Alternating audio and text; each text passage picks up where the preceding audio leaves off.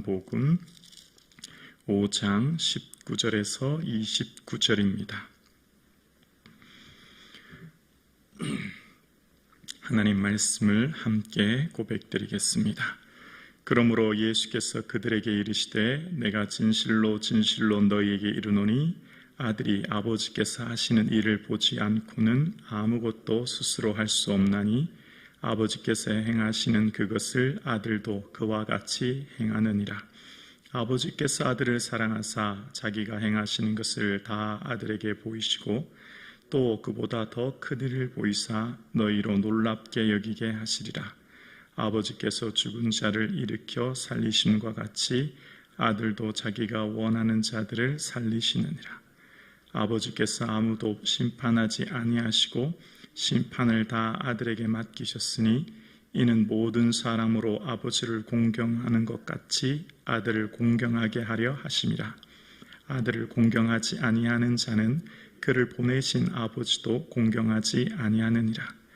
내가 진실로 진실로 너희에게 이르노니 내 말을 듣고 또 나 보내신 이를 믿는 자는 영생을 얻었고 심판에 이르지 아니하나니 사망에서 생명으로 옮겼느니라.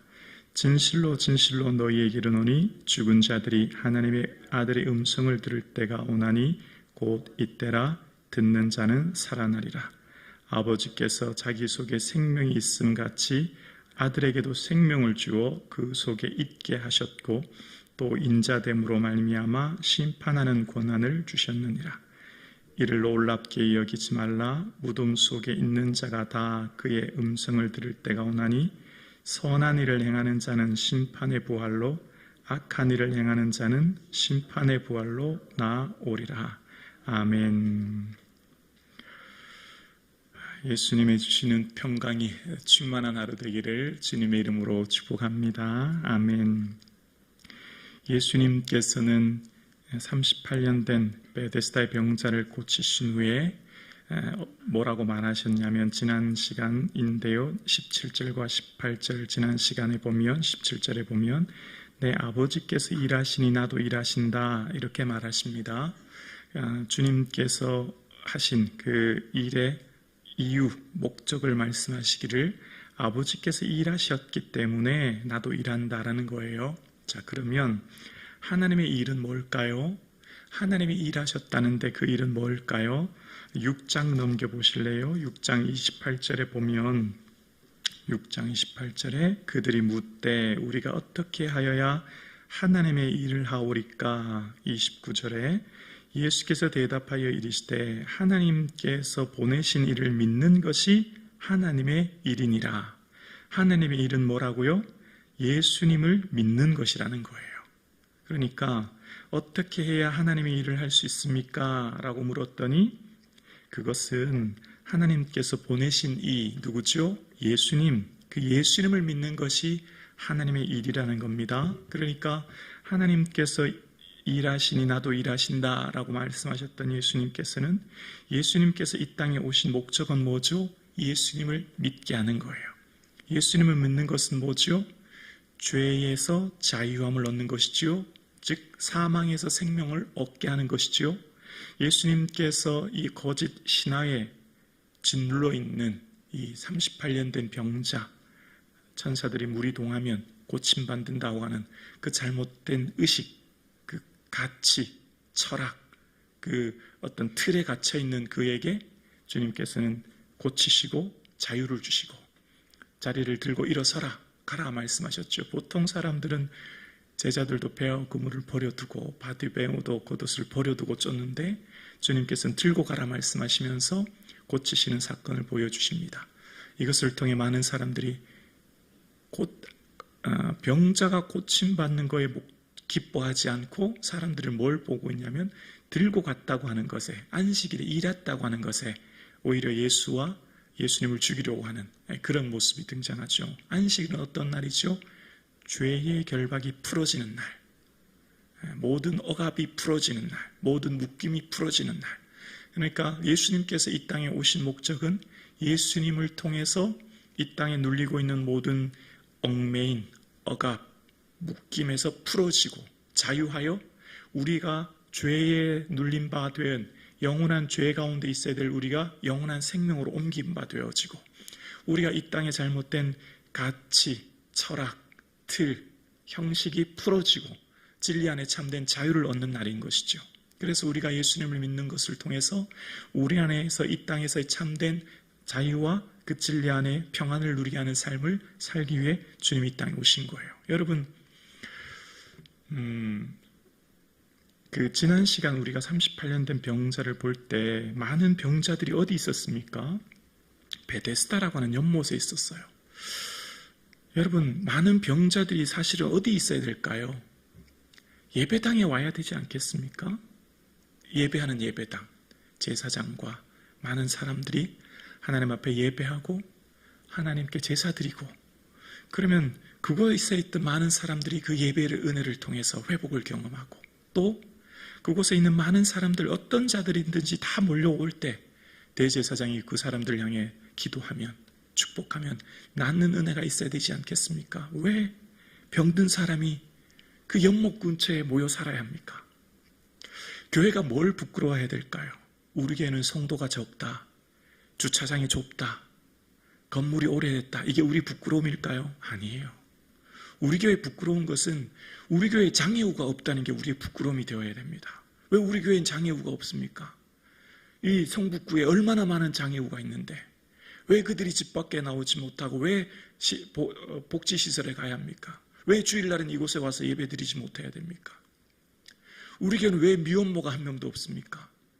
10대 아이들이 인생에 어쩌다 실수로, 그 아이들은 아이들을 낳기로 결정한 아이들 아닙니까? 그럼 그 아이들을 더 보호해 줘야죠. 더 사랑해 줘야 되지 않겠습니까? 왜 우리 교회는 미혼모가 없습니까? 이게 우리의 부끄러움 되어야 되지 않겠습니까? 왜 우리 교회는 한부모 가정이 없고, 왜 우리는 사회에 연약한 사람들, 아픈 사람들이 오지 못합니까? 그게 우리의 부끄러움이 되어야 되죠. 여러분, 술 마시고 또 담배 피는 거, 이거 문제가 안 돼요. 저는 오히려 우리 교회 흡연 부스가 있었으면 좋겠습니다. 그게 어떻습니까? 누구나, 교회에 오는 사람들 누구나 자유함을 누려야 되는 것 아닙니까? 여러분, 예수 믿는다고 하는 것, 교회에 오면 더 따져요. 더 높은 기준으로 살펴요. 더 말이 많아요. 교회에 오면 약한 사람들, 연약한 사회의 사람들이 더 많은 상처를 받아요. 왜 그렇죠? 왜 교회에 오면 더 보다듬고 더 사랑해줘야 되는데 왜 더 큰 아픔을 겪을까요? 우리의 자랑이 뭐가 돼야 됩니까? 우리 교회에는 국회의원이 온다, 우리 교회는 연예인이 온다, 우리 교회는 무슨 대기업 회장이 온다, 그게 우리 자랑이 돼야 됩니까? 아니라고 생각합니다.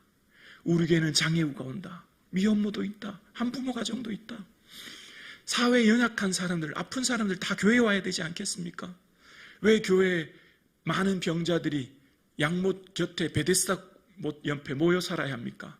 왜 그들은 거짓 신화에 휩쓸려 천사의 무리 동화를 기다려야 되고, 왜 그들은 그런 연약한 사람들끼리 모여 살아야 합니까? 성전으로 와야 되지 않겠습니까? 성전에 와서 함께 예배해야 되지 않겠습니까? 누구든지 남녀노소. 그런데 성전에는 거룩해야 되고, 뭔가 제물을 드려야 되고, 뭔가 주일을 성수해야 되고, 율법을 준수해야 되고, 무슨 성결례를 행해야 되고, 뭔가 가족 자격과 기준이 있어야 된다고 하는 그런 것 때문에 병자들이 다 그곳에 모여 사는 것 아닙니까? 교회가 잘못돼도 한참 잘못된 거죠. 우리 교회가 건강한 교회가 된다는 것은 무슨 교회가 되어야 합니까? 아픈 사람, 연약한 사람, 사회적으로 지탄받는 사람, 어떤 사람도 받아주는 것이 성북중앙교회가 되어야 될 줄로 믿습니다. 그게 교회인 것이죠. 그게 주님 기뻐하는 교회인 것이죠. 교회는 어떤 곳입니까? 모든 묶임이 풀어지는 거예요. 자유함을 얻는 거예요. 모든 잘못된 시선, 편견, 모든 것들이 벗어지고 풀어지고 무너지는 것이 교회가 되어야 되는 것입니다. 그러나 현대교회 많은 사람들, 가지고 능력 있는 사람들이 더 교회 가면 인정받습니다. 그런 사람은 상석에 앉으라고 하고, 그런 사람은 대접하는 교회. 그것이 정말 주님 기뻐하는 교회일까요? 교회는 정말 연약한 사람, 아픈 사람, 그렇다고 힘있고 능력 있는 사람 오지 말라는 거 아니에요. 누구든지 와야 되는 것이 교회에 돼야 되는 것이죠. 누구든지 차별 없이 누구든지 기쁘게 예물을 드릴 수 있든 없든, 건강하든 건강하지 않든, 병들었든 건강하든 누구든지 교회에 올 수 있는 교회가 성북중앙교회가 되어야 될 줄로 믿습니다. 그런 것을 우리가 자랑해야 되는 겁니다. 우리의 부끄러움은 주차장이 없고 교회 성도 수가 작고 교회 건물이 오래된 이게 우리의 부끄러움이 아니에요. 우리의 부끄러움은 정말 주님이 보시기에 어떤 교회인가를 생각해야 되는 것이지요. 그러면서 주님께서는 그 30편 된 병자에게 더 심한 것이 생기지 않도록 죄를 범하지 말라 말씀하시면서 참된 자유함은 예수님을 만남으로부터 그 죄의 결박이 풀어짐으로부터 온전한 그 자유함 은혜는 예수님의 부활로부터 오는 것을 이제 오늘 본문부터 설명하십니다.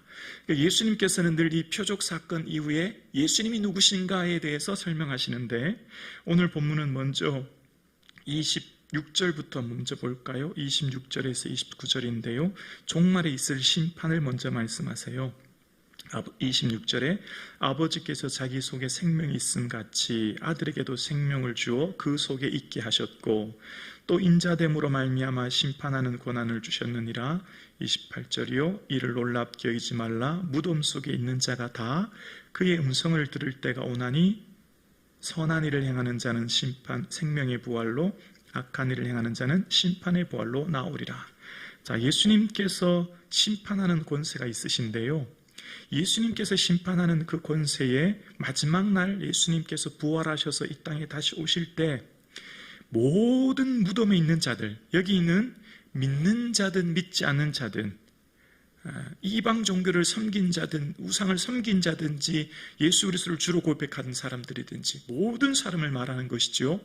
모든 사람들이 다 무덤에서 주의 부활하심이 오실 때 음성을 듣게 되고 그때 모든 사람들이 다 주님 앞에 서게 되어 그때 받을 심판이 있는데 선한 일을 행하는 사람과 악한 일을 행하는 사람으로 나눠주게 되죠. 선은 뭐죠?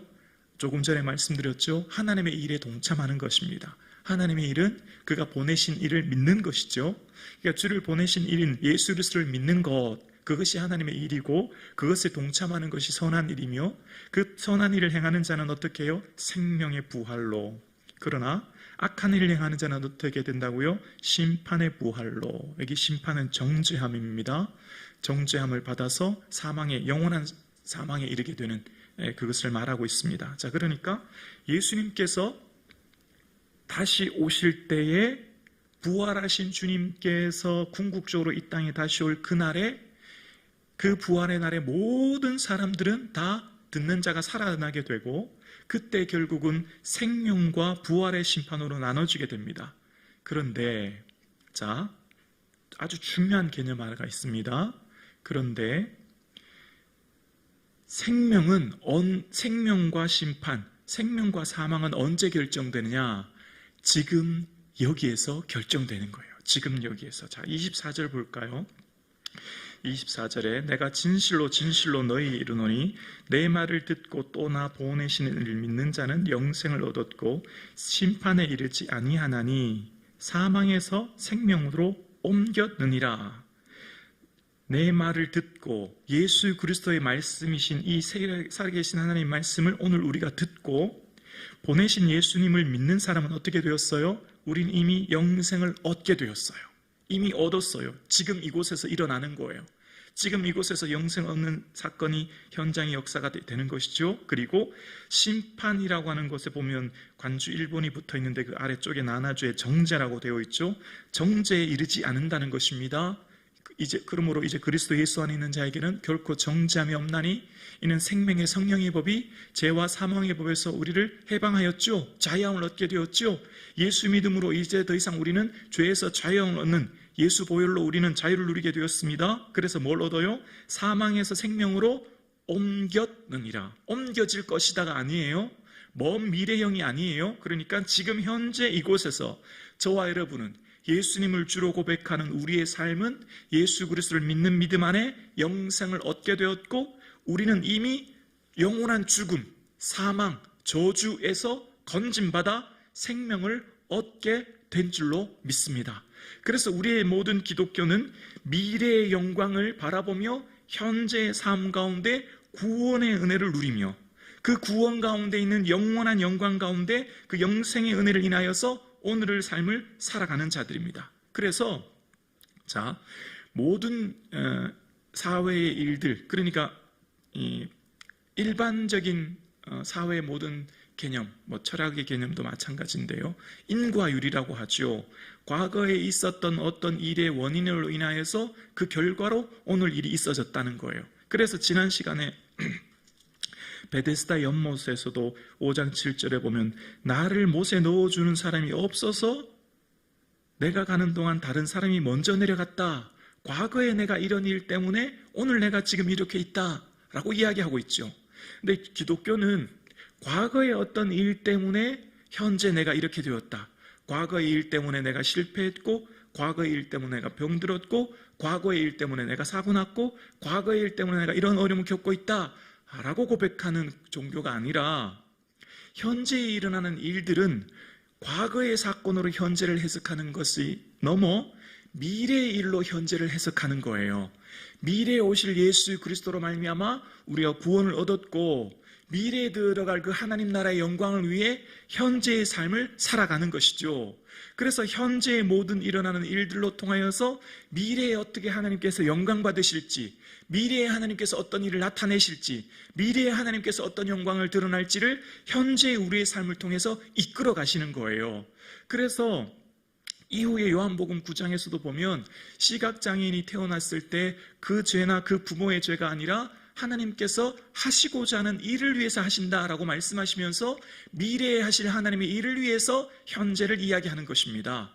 그래서 오늘날 우리가 예수 믿는 우리의 삶 가운데 예수 믿는 우리의 삶에 큰 어떤 생각의 틀이 있는데요. 그것은 오늘 내가 살아가는 건 과거의 그 일 때문에, 그 사람 때문에, 그 사건 때문에 나는 이렇게 실패하고 사고 났고 어려움 당했고 문제가 생겼어 라고 후회하고 원망하고 현재의 삶을 고통 가운데 살아가는 것이 아니라 미래에 있을 하나님의 영광을 바라보며 그 하나님의 영광을 위해서 내가 오늘 이 현재를 살아가며 미래에 있을 그 하나님의 영광을 위해 오늘 내가 이 사건을 해석함으로 하나님이 오늘도 나의 삶을 통해서 어떻게 일하실지를 바라보고, 그래서 나의 삶을 하나님이 주시는 소망 가운데 이 하루를 바라보게 될 줄로 믿습니다.